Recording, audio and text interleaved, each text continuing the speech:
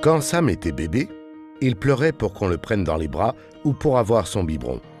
Un peu plus grand, il a souvent fait ses demandes en pleurant, en criant ou en arrachant des mains. Au début, avec Sarah, on faisait tout pour que Sam puisse attraper ce qu'il voulait en restant calme. Mais Lucie, sa psychologue, et Emma, son orthophoniste, nous ont donné de bons conseils pour aider Sam à demander les choses sans s'énerver. On a dû changer un peu nos habitudes, mais ça marche vraiment bien.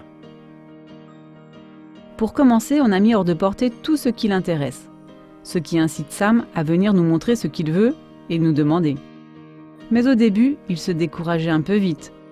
Pour motiver Sam avec Thomas, on a fait la liste des choses que notre petit bonhomme préfère. Il est très gourmand. Il n'aime pas tout, mais il adore les gâteaux apéritifs. Alors on a commencé avec ça.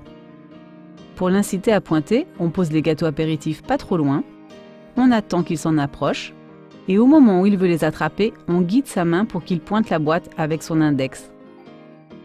Dès que son doigt touche le paquet, on lui dit « Oui, Sam, tu veux un gâteau ?» et hop, on lui donne vite. On essaie de l'inciter à pointer plusieurs fois dans la même journée. Pour lui montrer l'exemple, nous aussi on prend le temps de pointer. Les jouets avant de les prendre, les images dans les livres.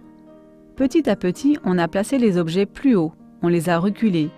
On le laisse choisir parmi deux choses et quand il tend la main, on le guide pour l'aider à pointer. En séance d'orthophonie, je colle des petites gommettes sur les jouets. Sam a tendance à sortir plus facilement son index pour viser le petit point. Ses parents font la même chose à la maison. Maintenant que Sam sait bien pointer ce qu'il veut, il choisit facilement entre deux objets. On va pouvoir doucement augmenter le nombre de propositions. Depuis qu'il réussit à pointer, il est plus calme, car tout le monde comprend mieux ce qu'il veut. C'est un beau progrès en communication. Pour lui apprendre à pointer, nous avons commencé par montrer ce geste au quotidien. Mettre ce qu'il aime hors de portée. Et au début, c'est plus facile de commencer par les choses qu'il adore.